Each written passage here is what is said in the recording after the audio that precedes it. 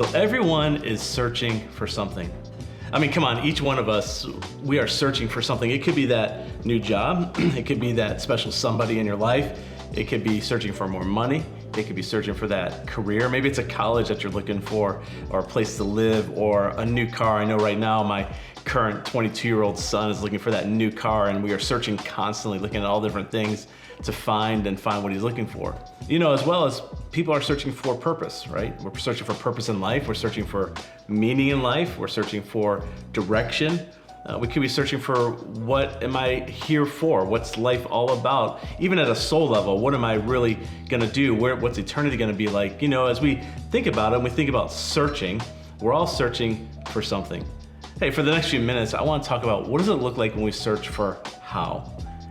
Actually, the team and I went to Google search and we found the top searched phrases and questions all throughout Google, which is also part of YouTube as well. But the top searches, the most how questions and phrases I thought were pretty interesting.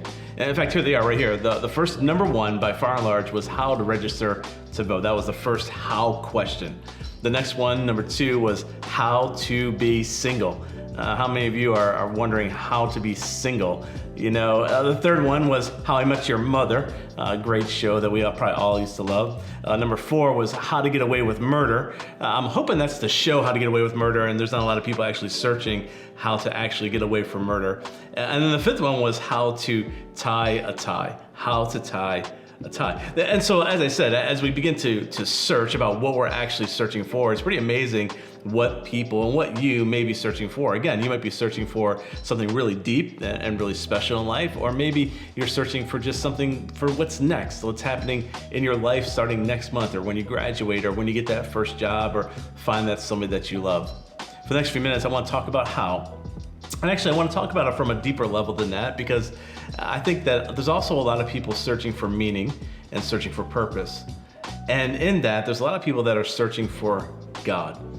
And maybe you don't realize it, or maybe you don't understand exactly what you're searching for, but at the heart of it is really a how question. And that is this: how do I know God exists? I don't know about you, but I know I've asked that question a ton of time. I've asked that question tons of time where I'm just wondering, okay, God, how do I really know? Like I have faith and I believe and I believe that you're real, but how do you really know?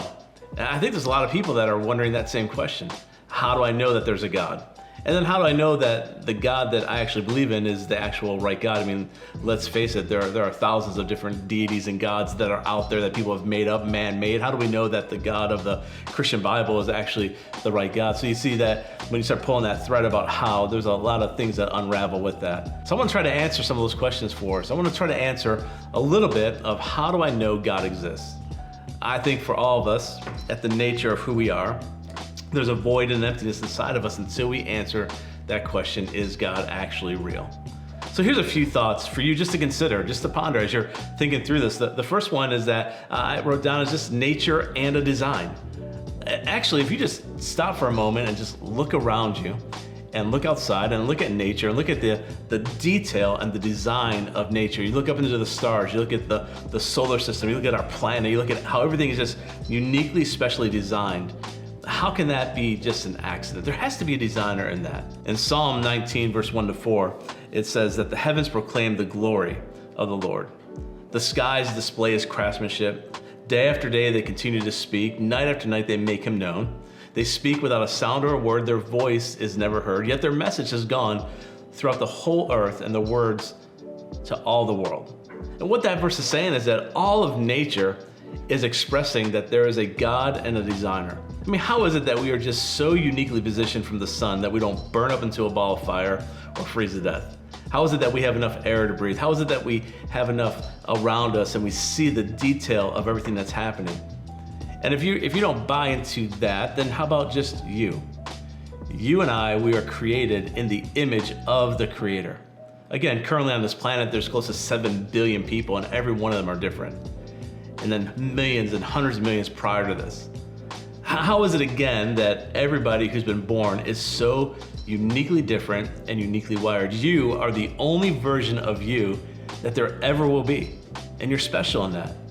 In Psalm 139, verse 13-16, it says that you were made with the delicate inner parts of my body and knit me together in my mother's womb.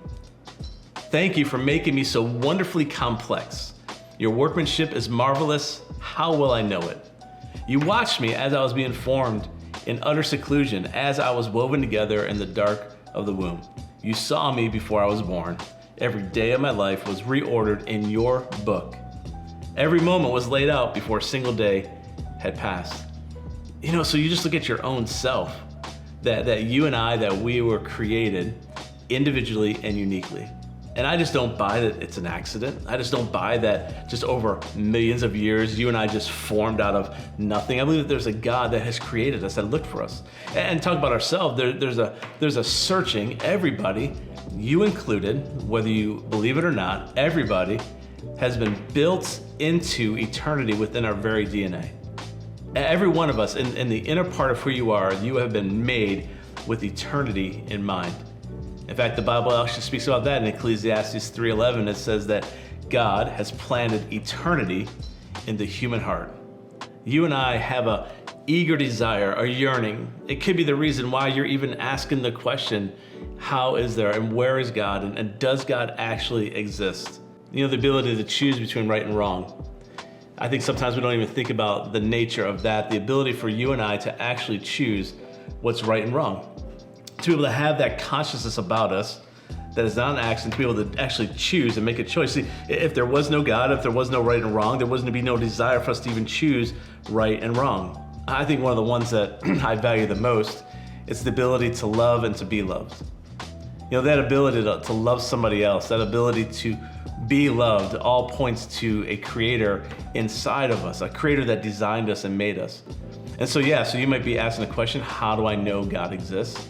I think if you look around, it's pretty clear and pretty easy to see that there is a God of this universe, a God that longs to love you, a God who made you and knitted you together, that made you uniquely special you. I think the other side of the question is probably this: why are you hoping that maybe God doesn't exist? I don't know if I've ever heard anybody ask that question. Why are you hoping that maybe God doesn't exist? Maybe it's because you want to choose your own lifestyle. Maybe it's because you want to live the way that you want to live.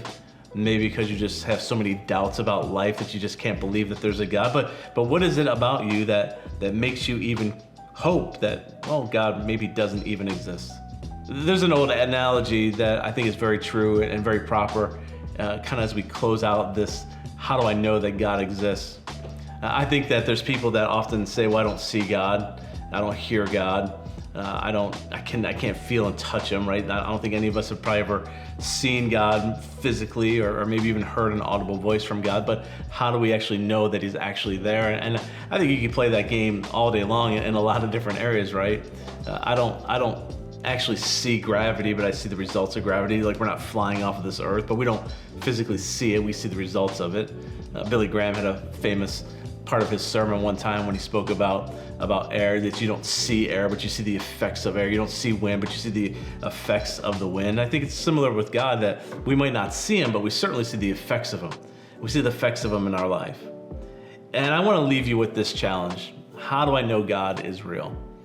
Again, this is an old statement, old analogy, but I think it's so very true. And that simply goes like this, that if you're right and God does not exist, then you and I, we're ending up in the same place. We're just ending up into eternal sleep or into nothing. But I want to leave you with just this question. What if God is real? What if God really does exist? See, if God really does exist, there's eternity at stake. There's either heaven or hell at stake. And I don't know about you, but that's not a chance or a risk that I want to take, to just roll the dice and thinking that God is not real. So maybe you're struggling with, how do you know God is real? I would encourage you and even challenge you. How about you just ask him? I mean, I could sit here for the rest of the time and pull up all the stuff that I can pull out and give you and deliver to you, of just ways to get you to think. But have you ever just stopped for a moment and just even asked? I think that God is big enough to handle our questions, even handle our doubts. And so I hope that this helped you in your search for, how do you know that God is real? I hope that you'll take this to heart. I hope that you really will just spend time and just simply ask the God of the universe, is he real, as you continue in your searching.